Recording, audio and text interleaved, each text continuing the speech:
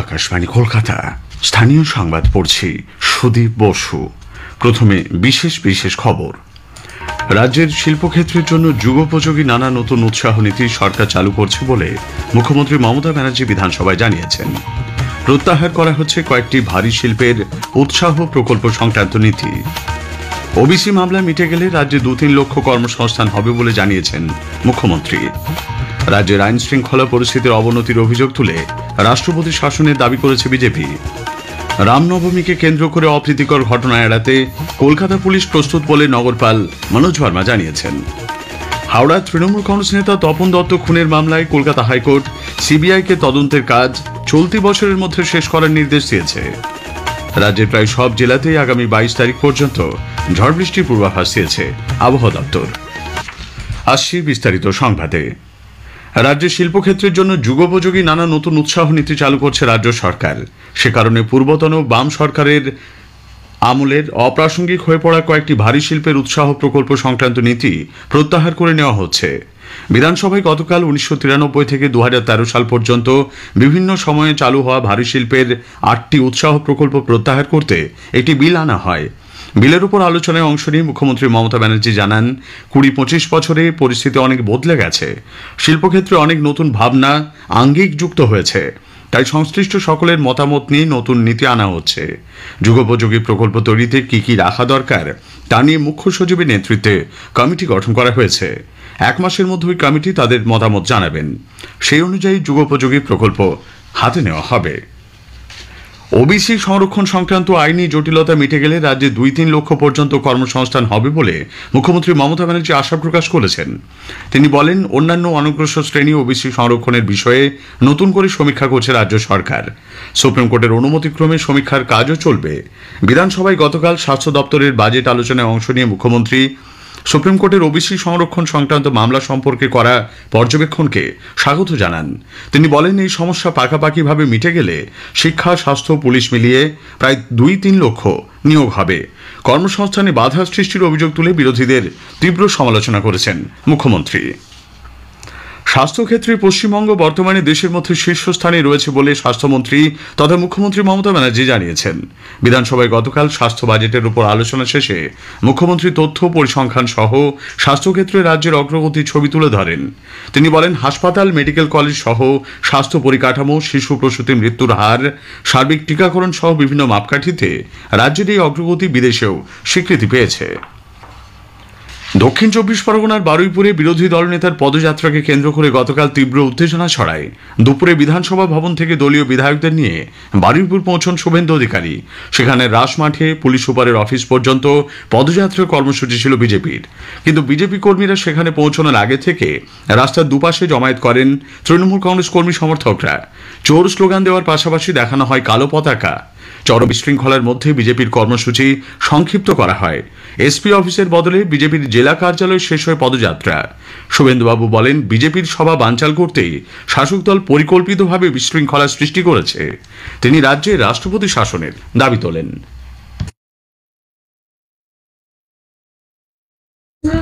নেতাকর্মীদের সঙ্গে বৈঠকের পর সন্ধ্যে 7-6টা নাগাদ সেখান থেকে বিরোধী দল নেতা বেরোলে তাকে লক্ষ্য করে ফের স্লোগান দেওয়া হয়। পশ্চিমবঙ্গের জায়গায় উত্তরপ্রদেশের রাষ্ট্রপতি শাসন আগে জারি করা উচিত ছিল বলে রাজ্যের মন্ত্রী ফিরহাদ হাকিম মন্তব্য করেছেন। তপশিলি জাতি, উপজাতি, অন্যান্য অনগ্রসর শ্রেণীর মানুষের জন্য কংগ্রেস লড়াই করবে বলে প্রদেশ কংগ্রেস সভাপতি শুভঙ্কর সরকার জানিয়েছেন। গতকাল নতুন দিল্লির ইন্দিরা ভবনে দলের সর্বভারতীয় কংগ্রেস কমিটির এক বৈঠকে যোগ দিয়ে সাংবাদিকদের কাছে প্রদেশ সভাপতি বলেন, নির্বাচনের সময় এদের ভোট ব্যাংক হিসেবে ব্যবহার করা হয়। কংগ্রেস তাদের সমস্যা নিরসনে কাজ করবে। বিজেপি সংবিধানকে খর্ব করার চেষ্টা করছে বলে অভিযোগ করেছেন শুভঙ্কর বাবু।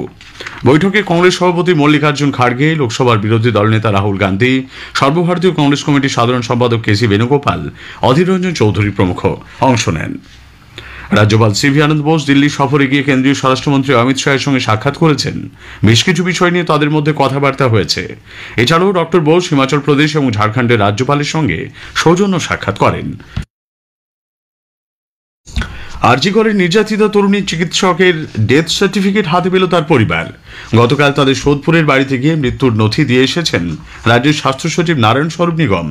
এতদিন ওই নথি তারা পাননি বলে দাবি করেছেন নির্যাতিতার বাবা মা। একাধিকবার এই সংক্রান্ত অভিযোগও জানিয়েছিলেন তারা। গতকাল নির্যাতিতার মা সাংবাদিকদের কাছে বলেন, আমি বললাম যে এতদিন তো দিতেই পারছিলেন না, তাহলে কেন এত দেরি করলেন, আমাদের এত অ্যারেস্ট হতে হলো। কিন্তু কিছুই বলতে পারেনি, যেহেতু ওনারা বসেননি, ওনাদের অনেক তাড়া আছে, চলে গেছেন ওনাদের এইটুকু কাজ করে। না, কথা হয়নি, ওনারা জাস্ট বসলে বলতাম। আমার অনেক কোশ্চেন ছিল ওনাদের কাছে। নারায়ণ স্বরূপ নিগম বললেন আমি জানতাম না ব্যাপারটা। আপনি জানবেন কেন? নর্মাল ডেট যেমন হয় হলে আপনি কি জানবেন কতজন ডেট হলো, কতজন আপনাকে সার্টিফিকেট দিতে হবে? এটা তো আপনার জানার কথাও নয়। আমার মেয়েটা মরে গিয়ে ভেরি ভেরি ভিআইপি হয়ে গেছে। গত 9 আগস্ট আরজি করে কর্তব্যরত অবস্থায় মহিলা চিকিৎসককে ধর্ষণ করে খুন করা হয়। অভিযুক্ত সিভিক ভলান্টিয়ার সঞ্জয় রায়কে দোষী সাব্যস্ত করে আজীবন কারাবাসের নির্দেশ দিয়েছে নিম্ন আদালত। যাদবপুর বিশ্ববিদ্যালয় কাণ্ডে পুলিশের হাতে গ্রেপ্তার সৌপ্তিক চন্দ্রের 5 দিনের পুলিশ হেফাজত হয়েছে। গতকাল সিভিল ইঞ্জিনিয়ারিং এর 2য় বর্ষের ওই ছাত্রকে আলিপুর আদালতে তোলা হয়। তার জামিনের আবেদনের বিরোধিতা করেন সরকার পক্ষের আইনজীবী। এদিকে এই মামলায় যাদবপুরের আরেক ছাত্রের জামিন হয়েছে। সেই রায় ফের খতিয়ে দেখার আবেদন জানিয়েছেন সরকারি আইনজীবী।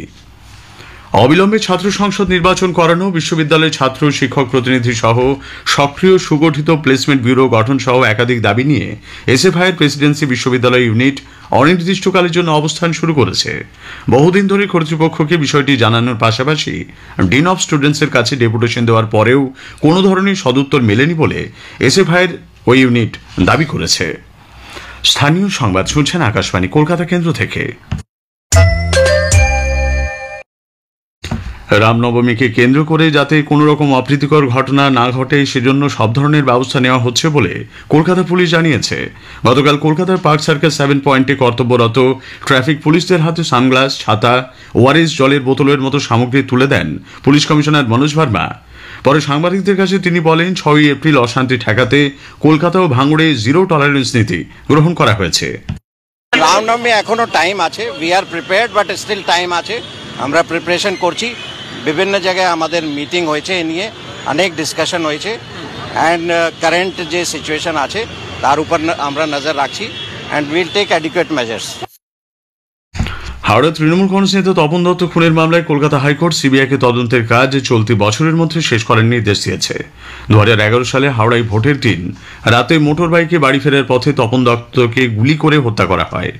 বালি জগাছার একটি জলাশয় ভরাটের বিরুদ্ধে প্রতিবাদ করেছিলেন তিনি। সিআইডি প্রথমেই মামলার তদন্তভার হাতে নেয়। এরপর হাওড়া আদালত 5 অভিযুক্তকে বেকসুর খালাস করে দেয়। তপনবাবুর স্ত্রী প্রতিমা দত্ত সিবিআই তদন্তের আর্জি জানিয়ে হাইকোর্টে মামলা দাখিল করেন। এরপরই তদন্তভার যায় কেন্দ্রীয় তদন্তকারী সংস্থার হাতে।